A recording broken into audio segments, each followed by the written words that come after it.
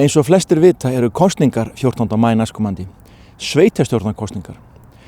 Og það gerist á Akureyri eins og annar staðar, en það óvenjulega við þessar kosningar að það komið kattaframboð. Ég ræddi við 2 frambjóðendur af því tilefni. Kattaframboð, hvað kemur til? Já, það sem kom til var þetta bann við lausagöngu katta sem á að taka í gildi í janúar 2025. Og þetta bara ofbauð okkur og bara þessu verður að snúa og okkur ofbauð líka að það skuli verið hérna meirihluti sem tæki svona fáralega ákvörðun, sko. Þannig að við bara þurfum að reiða þessu fólk í burtu, sko. Já. Þannig að fyrsta skref þegar þú kemur í bæjarstjórn, hvað er það? Já, náttúrulega fyrst og fremst að taka þessa ákvörðun tilbaka, auðvitað. Já. Og auðvitað líka hafa þetta, sko, manneskjan, við erum sko þjónustufólk fyrir kettina.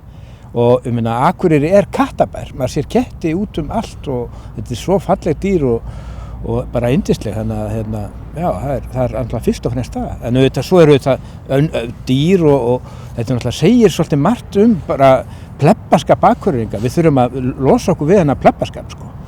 Og þetta fólk sem að tekur svona banal ákvarðanir, þetta er náttúrulega bara hættulegt. Var erfitt að fá þig í framboð? Nei, hann óskaði eftir fólki og ég held að ég hef verið búinn að hafa samband við hann innan nokkurra mínútna og segja bara ég er klár. Þannig að það þurfti ekki mikið til. Út af auðvitað þessu stóra máli sem við ætlum að hnekkja svo líka út á öðru, það þarf að breyta svo rosalega miklu finnst mér, sko. Það er svolítið mikil meðverkni innan borðs og á fleiri stöðum á mínu mati og það þarf aðeins að spyrja erfiðar spurningar stundum og aðeins að mæta þessu fólki til þess að fá þetta að svara. Já. Þannig að ég sá þetta bara tækifæri hjá mér og stökk á þetta og hafði samband við hann bara með þetta samme. Eru þið í framboði eða eru þið í umboði kattanna ykkar? Ég er í umboði kattarins Reykjavík og við erum öll umbjóðendur katta sem erum á lista, sko. Þannig að kötturinn er í svona fyrirsværi, hann er svona andlitið þó við séum svona eiginlega bara umboðsmenn kattana. Er það út af kennitölunni? Já, út af kennitölunni og líka auðvitað er náttúrulega ömurlegt að ættast til þess að kettir séu í einhverju fundarherbyggi með þessu banal fólki sem meðal annars tekur svona ákvörðun gegn þeim, sko. Þannig að við erum bara lífverðir kattana. Já. Við hverju búist þið? Hreinum meirihluta eða hvað gerist 14. maí? Ég er rosalega bjartsýnn. Ég held að ég er bjartsýnn að við náum allavega 2-3 inn. Sumir jafnvel að segja mér að verði allavega 5.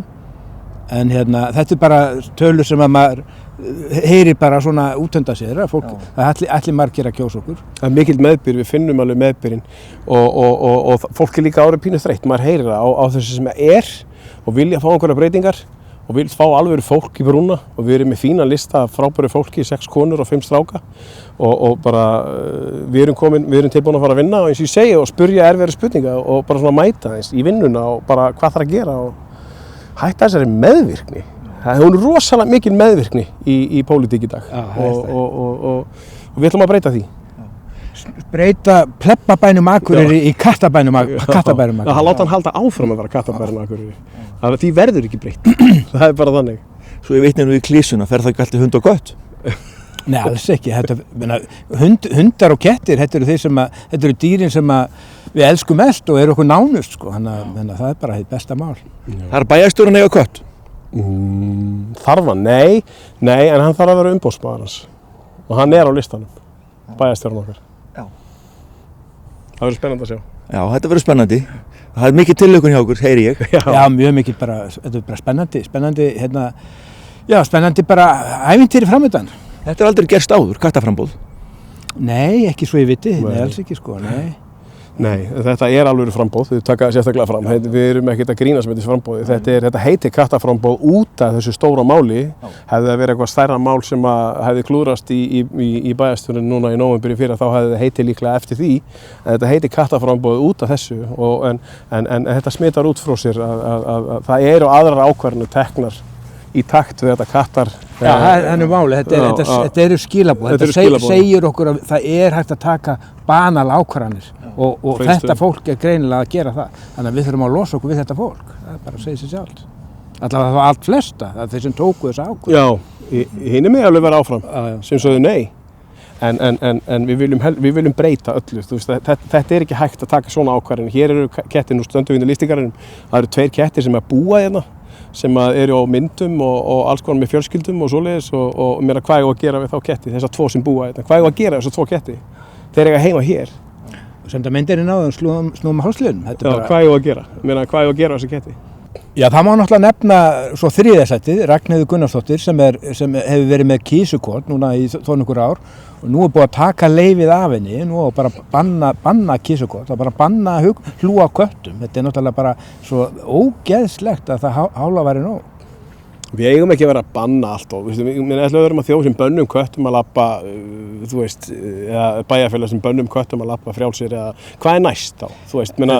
Svo er náttúrulega annað líka forræðishyggja, það eitthvað sem kettir bara vilja alls ekki og forræðishyggja vantraust á kjósandan, hann vantraust á mannfólkið, þannig að ég vil bara burt með forræðishyggju, sko. Og Ragnheiður í 3. sæti á okkur og við fengum hana með okkur sem alveg geggjað og hún mikil baráttukona og í þessum málefnum það gott að hafa hana með sér.